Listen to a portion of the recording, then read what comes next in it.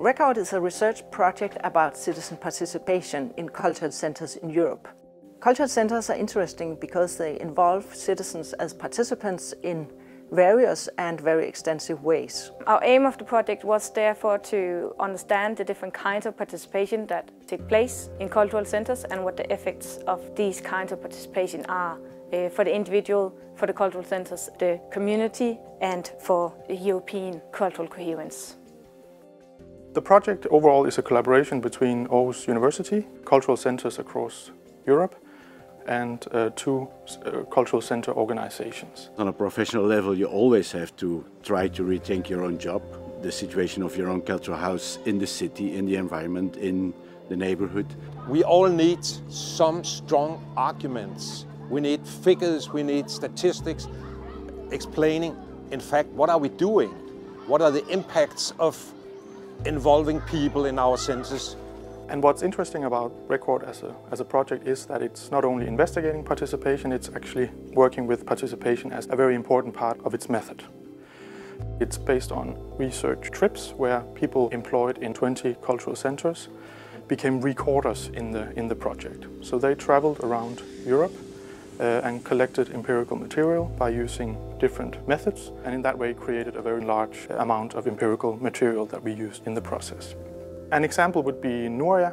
Hello, I'm Nuria. I'm from a Spanish city called Zaragoza. In June 2016, she traveled to Aarhus to meet the other 19 recorders to discuss the project and to be introduced to the 5 methods that she was going to use in her research. My fieldwork took part in a Danish city called Kolding, in a cultural center called Nikolai. Now she returned in May 2017 to Aarhus to present and discuss the results of the project and how it can be used in various cultural centers across Europe. We identified 4 different types of cultural centers. The first one is the one-man, or actually more often one-woman center, which is based on one key person. It is often very flexible, but also economically vulnerable. The second cultural center is the artist or activist group. It is often very flexible and often also based on non-paid work, and it is often centered about a strong artistic focus. The third type of cultural center is the community or neighborhood center, is more accurate. The neighborhood center is larger and it is often focused on developing social projects in the local environment and the neighborhood. And it often collaborates closely with the municipality or the state. And the fourth type is cultural center as an urban hub, which is supported by the city or municipality, and it's often very focused on creating a lively urban environment and fostering art and culture. The importance of being able to recognize and distinguish between these different types of cultural centers is that they have different economical structures, obviously, but also that this actually impacts the kind of participation that occurs in the centers. Before, I thought that to have participation you just need to have some people who are in a center doing something. And now I know that it can be quite various. Sometimes we think that some chairs is enough. And this wide and broadening the body presence in sleeping, eating, walking, being sitting, being tired is very important. And this is a discovery for me, so that influences other activities that I program in my center.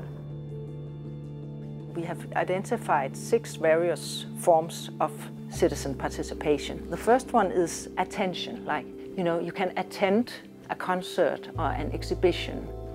The second one is learning or education. You can take a language course for immigrants, you can take a dance course for everyone.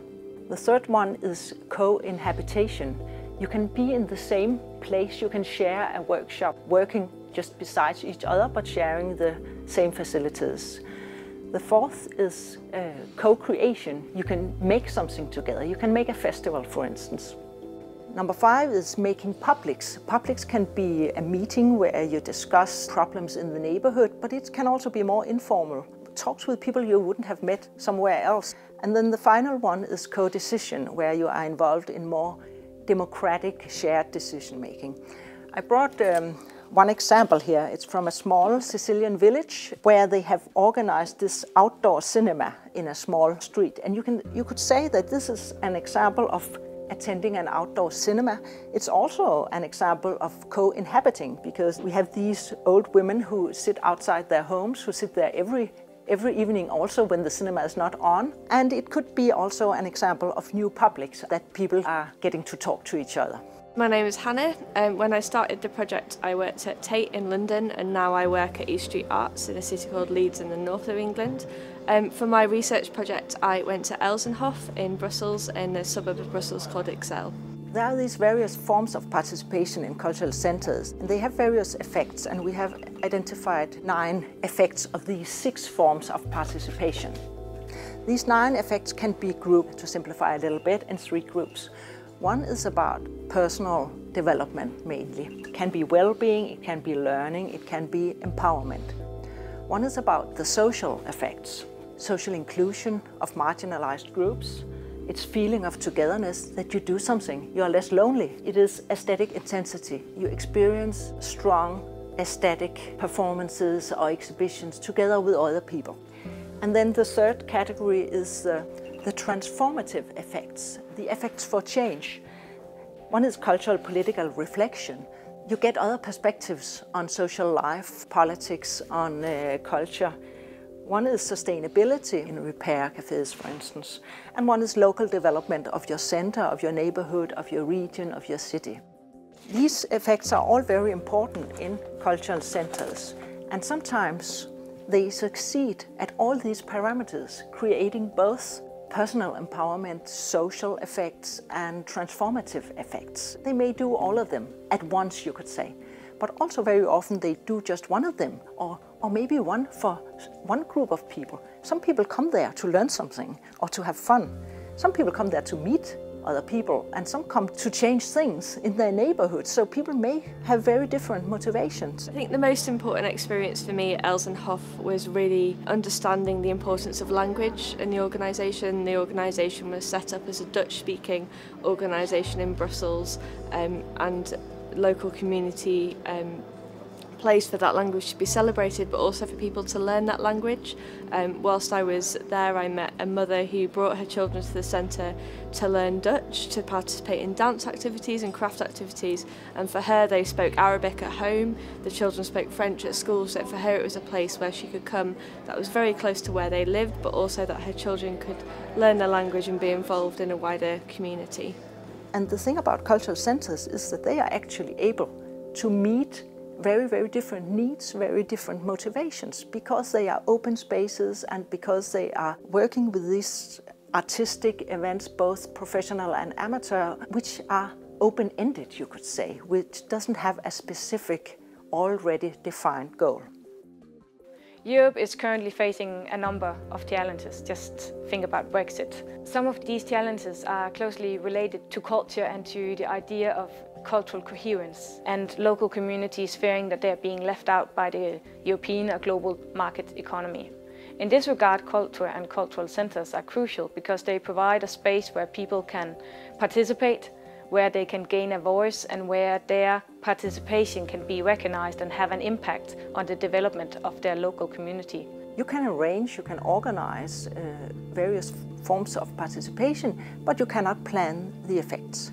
But what the cultural centers do is that they make various forms that actually enable, and also we have seen very often result in these strong effects. Effects that can be personal, social, or transformative for the neighborhood.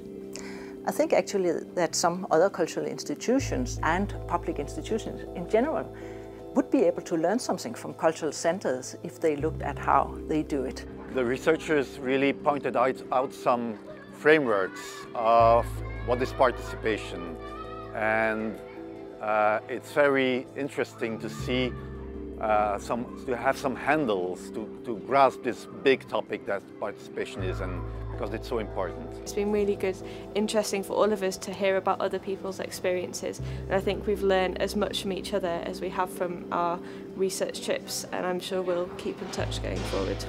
And secondly, of course, the results that were presented yesterday, this typology of 4 cultural types of cultural centers, and also the tools that the researchers gave us to study our own participatory processes, to confront us with ourselves in this issue.